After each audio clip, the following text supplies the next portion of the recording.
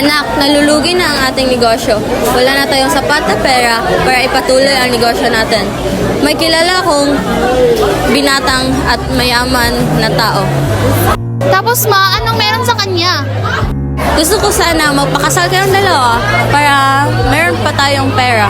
Ipapakasal mo ako sa hindi ko naman kilala? Kailangan anak, wala na tayong sapat na pera upang may patuloy ka sa pag-aaral. Gusto mo bang hindi na mag-aral? Gusto, ngunit ayaw ko sa gantong paraan, ma.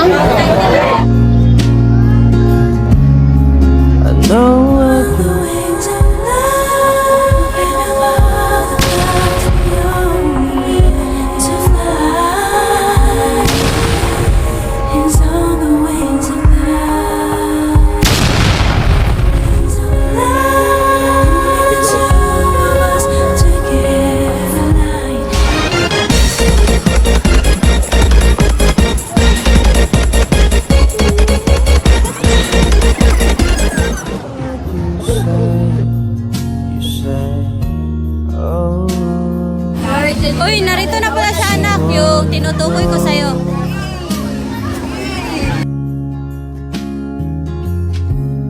Hi, my name is Sarah. May I know your name? Liza ang aking pangalan, hindi kita nais. A few moments later.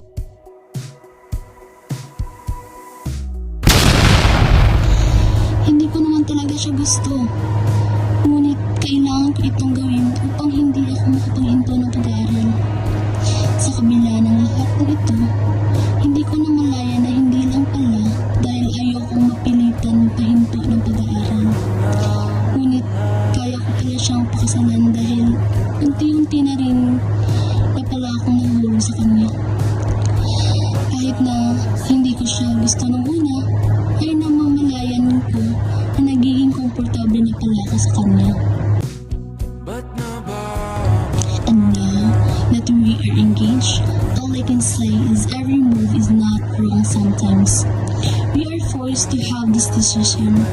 Life is full of unexpected twists and turns.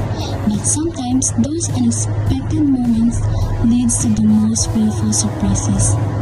I didn't expect that we came from an empty love into a consummate love.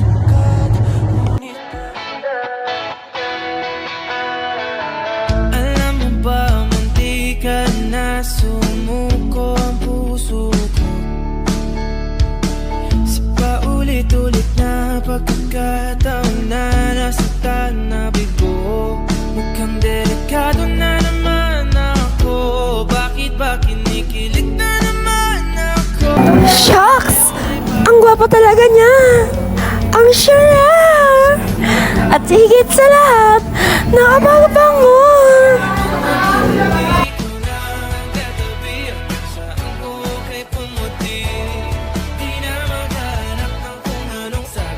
Hanggang ngayon, hindi pa rin talaga ako makapaniwala na kuha ko ang loob niya at nagustuhan niya ako kahit ako ay isang bakla at hindi tunay na babae.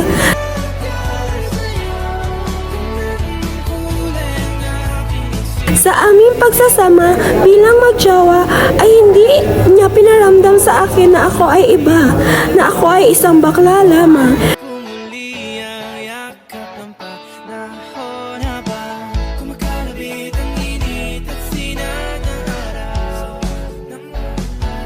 Minahal niya ako pa rin ako at protektahan sa lahat ng pag-aapi sa akin.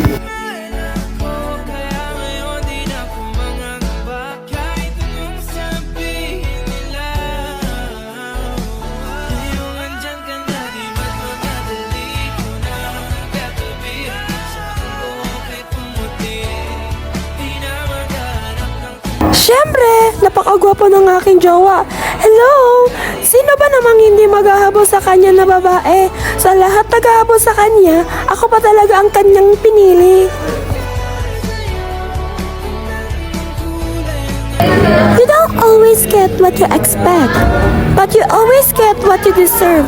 Love has a way of surprising you with the perfect person, and you are the unexpected answer to my every prayer. I'm happy that our relationship has become a romantic love. katabi